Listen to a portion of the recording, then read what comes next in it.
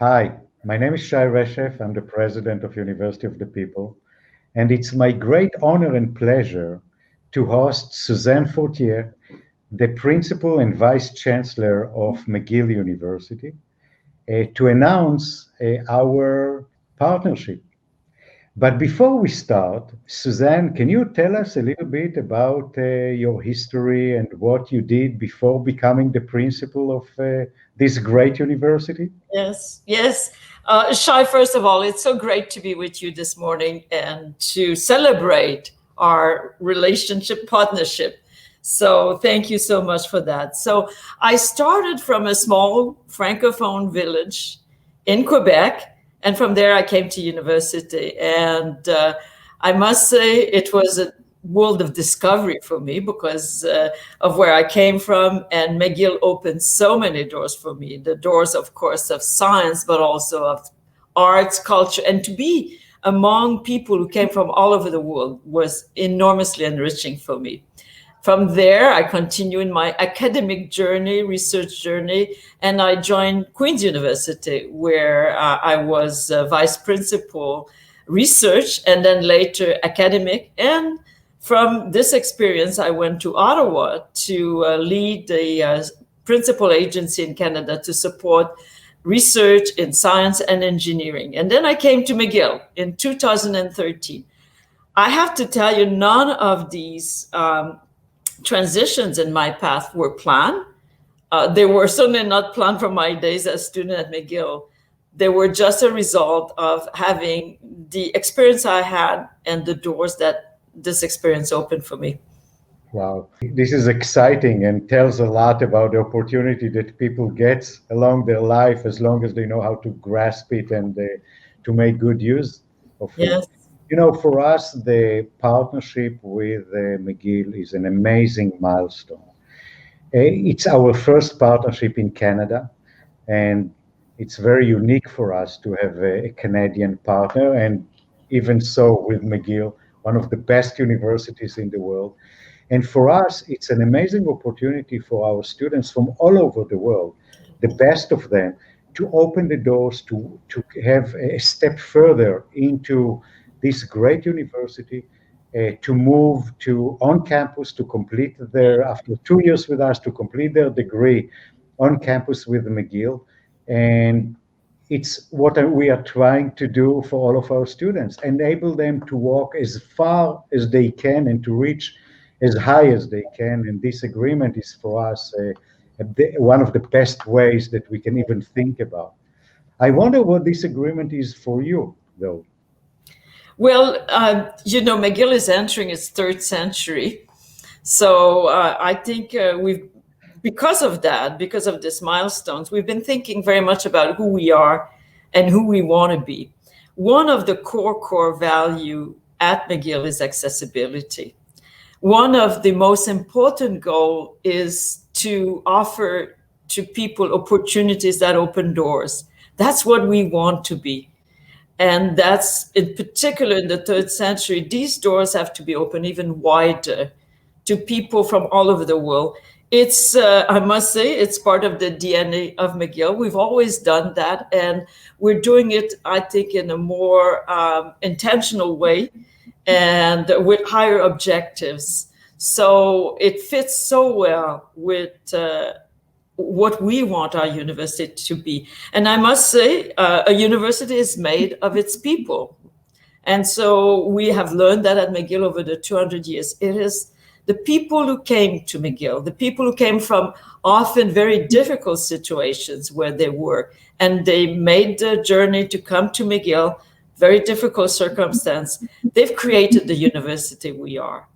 And we are very grateful for that. And we want to continue to bring to our university the people who are there to shape the world. And as you know, people who sometimes have to go through hurdles in order to achieve their own aspirations and dream are very well equipped to shape the world in the future. And so we're delighted that we'll be able to welcome even more of those people to our university, our campuses here in Montreal, and the people that have been to your university. I'm very happy to hear that. And, it's quite unique. Usually, universities that are as old as McGill and as prestigious as McGill, many of them lock their doors rather than open their doors. And I think that, as you said, that's one of the things that makes McGill so unique, having the diversity, being open to new kind of students. And for us, it's a perfect match because we open the doors to those who have no other opportunities and we let them try and study with us. We have by now 57,000 students from Yes. 200 countries, and many of them, if not most of them, did not have any other opportunity.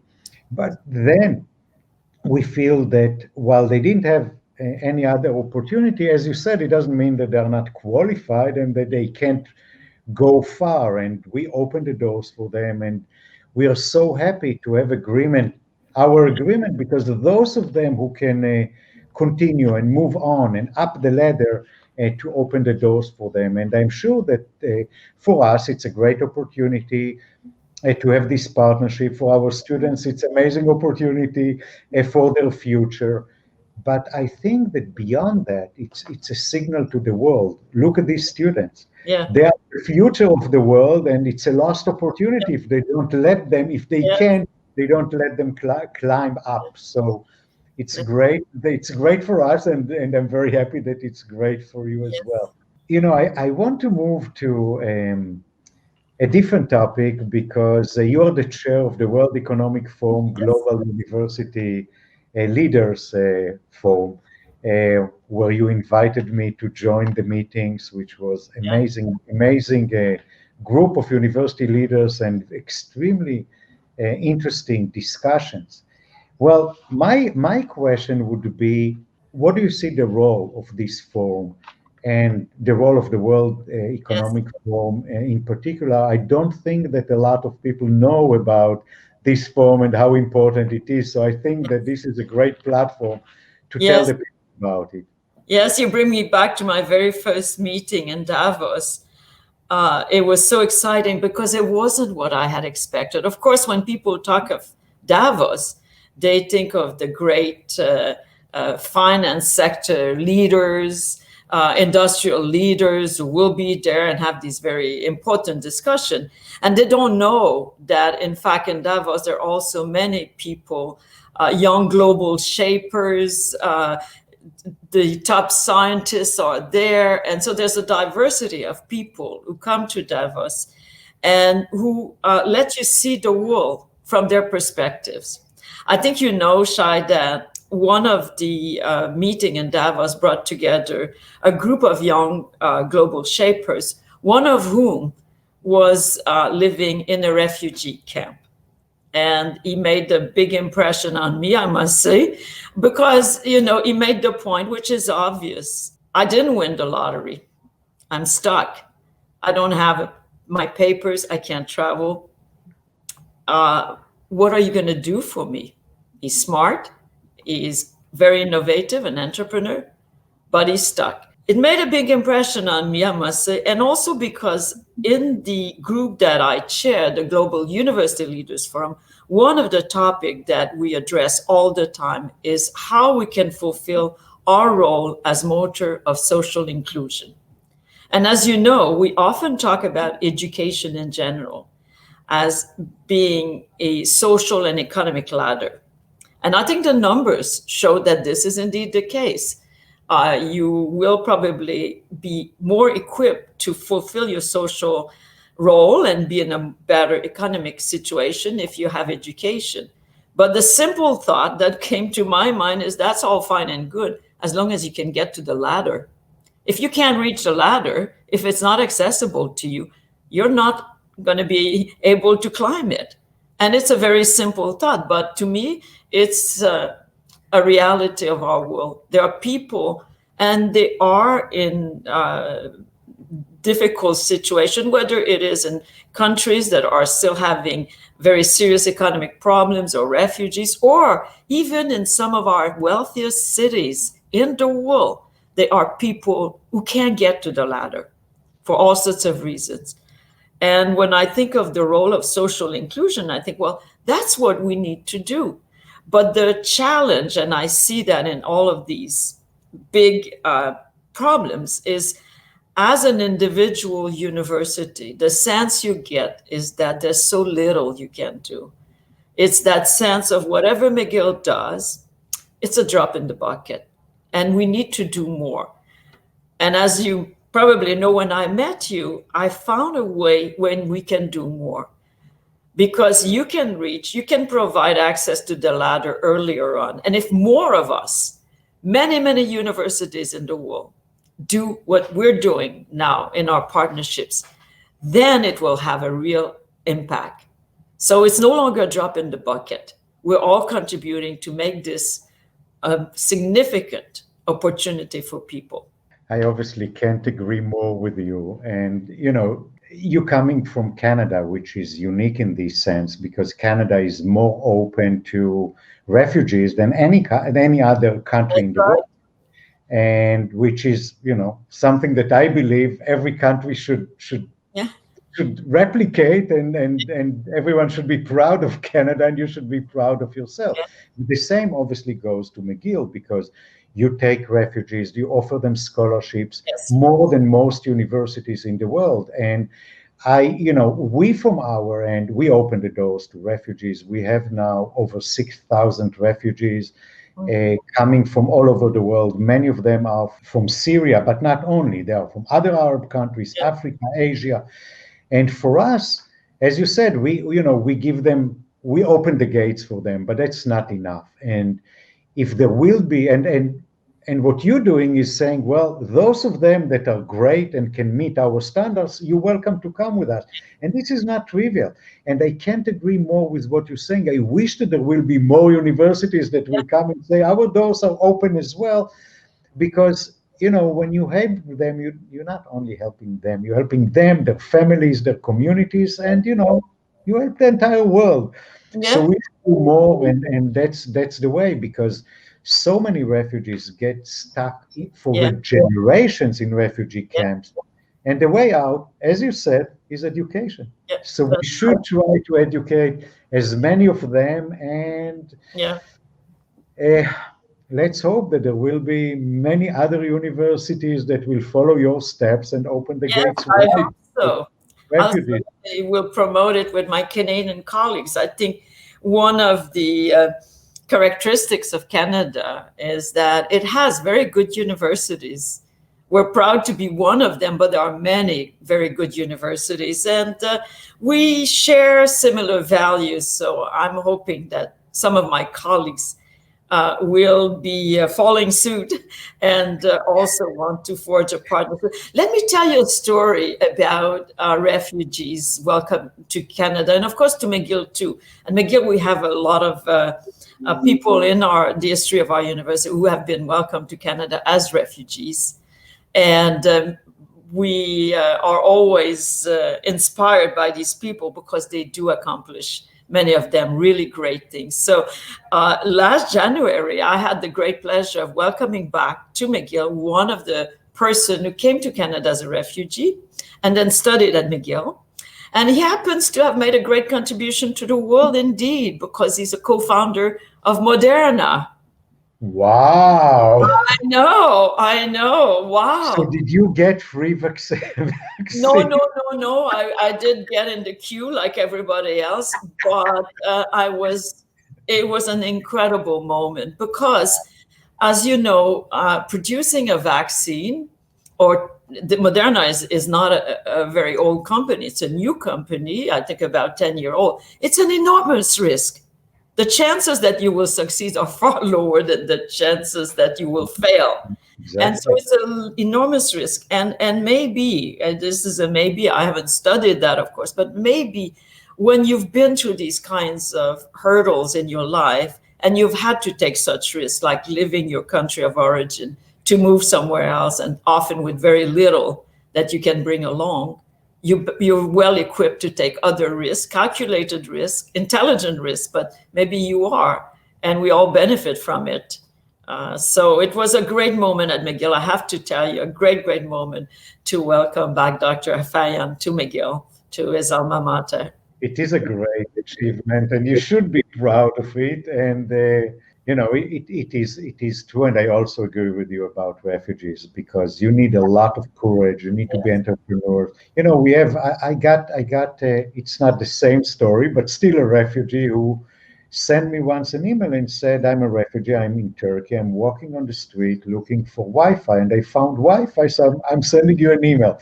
They find a way to study. We have. Yeah. Students who find different ways to study, and many of them are refugees. And I believe that refugees are great assets to the world. If they can make it, we should help them do so. Yes, I know. Yeah. Again, I'm sure that there are so many of our students that would love to go to McGill.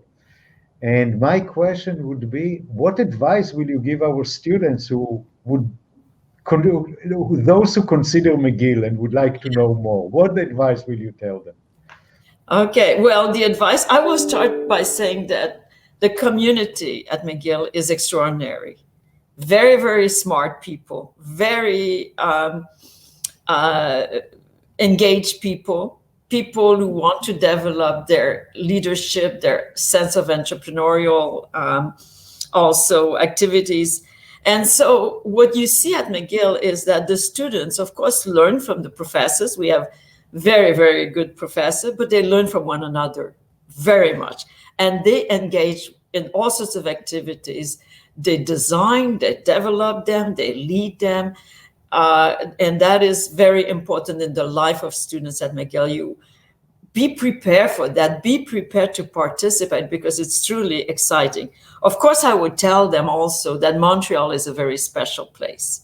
Montreal is one of the cities in the world with the highest density of students in the city. So I always say the beat, the rhythm of Montreal is one of students, young people. That is very nice to live in a city like this.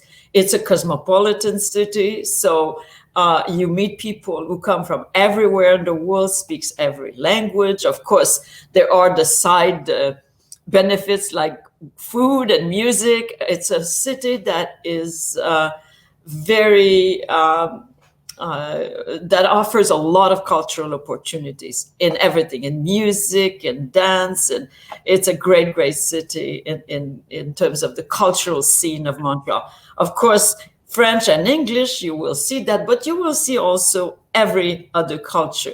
Quebec and Montreal in particular like international music du monde. So they like to hear music from Africa, from South America, from anywhere in the world. People love to have music that comes from everywhere in the world and discover that. So it is great because while you're here as a student, you can benefit from all of that. So you're on a campus, you learn a lot, but you learn a lot from being in the community. And one special thing also about Montreal, as you know, we're very proud that we always make the list of the best cities in the world to study as a university students. And part of it are for the reasons I mentioned, but also because it is a safe city and relatively more affordable city. So many of our students, they come to campus by foot or by bicycles, but they don't have to live far from the city in terms of coming. Of course, right now, many of them stay home and participate in the virtual mode. But I have to say, because of the dynamic life of campus and of the city, our students are eager to be back in person. They're eager to be here to engage in all of those activities that are accompanying our classroom education, but also build themselves and have the opportunity to lead themselves. So it's a great place. And I would say to people, I always say to students, well, two things I say to students. In the old days, people would say, look right, look left. Only one of you three will be graduating from a university. That was an old, in my view, not very smart thing to say, but apparently people would say that. I always say when I welcome students to McGill, look right, look left. All three of you will be crossing paths on the convocation stage, because this is what we want. We want you to succeed here, and we'll do all we can to help you succeed. So that is an important thing also to know about McGill. When we bring students to our campus, we know they're smart. We're here to make them succeed. That is our goal, and that is what happens at McGill. So be prepared to work hard, but we're there for the success of students. And I would say, you know that you can count on us. Well, it's so nice that you're saying that. First of all, I've been to Montreal many, many times, and I'm more objective than you, but still I think that it's one of the best cities of the world. So I can't agree more with you. It's a great city. And regarding, letting everyone, helping everyone to graduate, we had a few calls before where we talked about our students and your students, and I was always amazed by the amount of support that you give your students, which you even offer to help us. And I was actually think that it's so important and we have so much to learn. I'm not sure that we have the resources and the richness, the resources to do what you do, but I can't but applaud you for doing it, and the extra support that you give the students is very important. I believe that for our students, many of them coming from different culture and different background, if they make it to McGill, they will need the support, and I know that they will get it. And that's actually one of the unique things that makes me so happy for having this agreement. So maybe last, well, not all of our students will come to McGill eventually. I hope. We want to have some left for us. Yes. The question, I have a general question. So with all your great experience and everything that you have done with your life and the position that you are now in, what would be the general advice that you will give our students, whether they make it to McGill or not? Yes. Well, I think the more important advice for me is to gain an appreciation for the pleasure of learning. I think there's very few human activities that are as exciting and as rewarding as learning. Maybe when we're young, we think of other activities that may be very exciting, but through our life, I think learning is so exciting. As long as we keep our curiosity, our desire to learn, being open to learn all sorts of things, this is what keeps you alive. Your mind, your heart, all of you, this is what keeps you alive, is learning. And I say, the earlier you can learn, that you can taste that pleasure of learning, the better it is, because you'll have that for the rest of your life, that pleasure of learning. And learning everything, like I say, for me, coming to McGill was such an experience. I was in science, mathematics, chemistry, physics, but it was so much more than that, because there was a great Montreal Symphony Orchestra, the museums of the jazz clubs, there were students in literature and everything. And so you gain that curiosity and that taste of learning, and you'll have that forever. It will also, that's at a personal level, I would say. At a professional level, I think it is important too. I know very few people who are not regretting, who don't have a sense of regret, because they've always had new opportunities that they've embarked on, new challenges that they were facing. And that is very satisfying also on a professional basis, that you don't get stuck in one job that you do forever, but that you have this opportunity to continue having new challenges. But in order to have that, you have to have that spirit of learning. That's how you get these new opportunities, because you want to learn and you're not afraid. That is one thing also that I've heard at Davos from a young woman from Africa. And I keep saying it to the McGill students: the best thing you'll get out of a McGill degree, of course, your degree is worth a lot, but it is the confidence that no matter what is presented to you, you can say, okay, I'll give it a chance. I can learn. I'm confident that I can learn how to do it in your professional life. That is incredible. That confidence that you can learn. Not only you can learn, you love to learn. You welcome the opportunity. So at a professional level, there's nothing better than that as well. Well, Principal and Vice Chancellor of McGill University, Suzanne Fortier, thank you so much for joining me for this great discussion. And I can't wait to have many students of UoPeople joining McGill and just actually realizing that everything that we were talking about is true. Yes. So thank you again for this Merci. call and for the partnership between us. Merci. Une belle journée pour célébrer ce nouveau partenariat. The sun is shining here. I hope it is where you are too. But we like to celebrate on a beautiful sunny day. Merci beaucoup. Thank you.